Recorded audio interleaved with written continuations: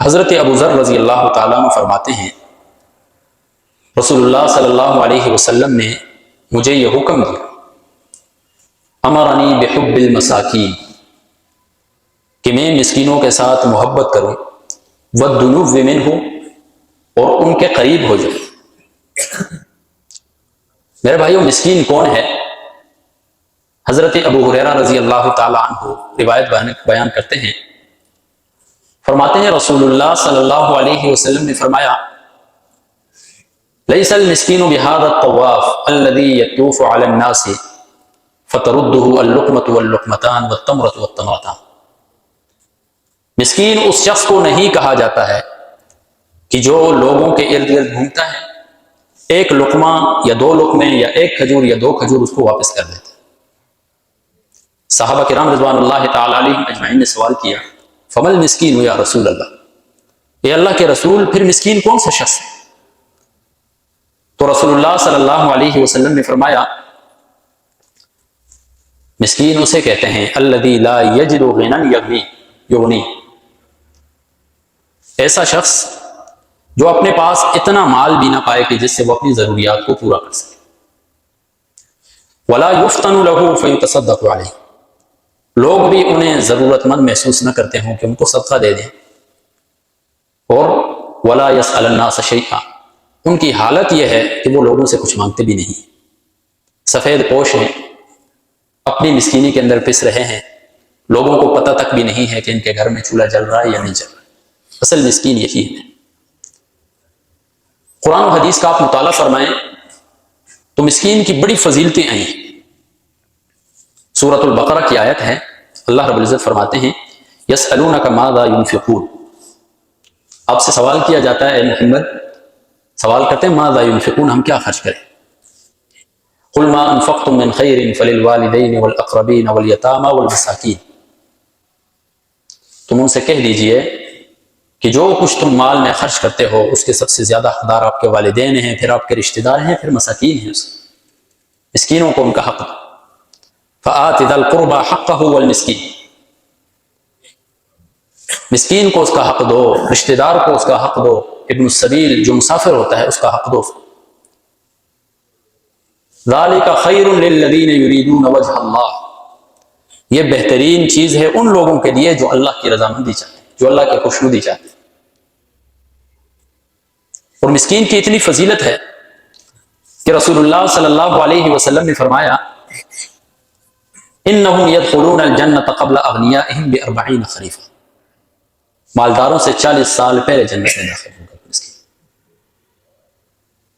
رسول اللہ صلی اللہ علیہ وسلم حضرت عائشہ رضی اللہ تعالیٰ عنہ سے فرماتے ہیں، یا عائشہ لا ترد المساکین ولو بشق تمر، مسکینوں کو کبھی بھی واپس نہ لوٹانا، اگرچہ کھجور کا ایک ٹکڑا ہی کیوں نہ دینا پڑے، کبھی خالی ہاتھ نہ لوٹانا۔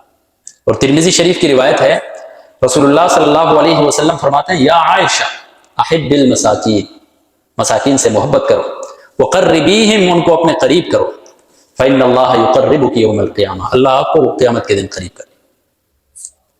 مسکین کا سہارا بنو، رب آپ کا سہارا بن جائے، مسکین کی ضرورتیں پوری کرو، رب آپ کی ضرورتیں پوری کر دے۔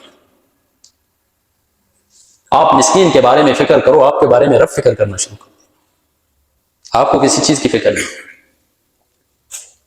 اور رسول اللہ صلی اللہ علیہ وسلم اپنی دعاؤں کے اندر مسکینی کو طلب کیا، اللہم احیینی مسکینا، یا اللہ مجھے مسکینی کی حالت میں زندہ، مجھے موت بھی مسکینی کی حالت میں دے، اور میرا حشر بھی مسکینوں کی جماعت کے ساتھ فرما۔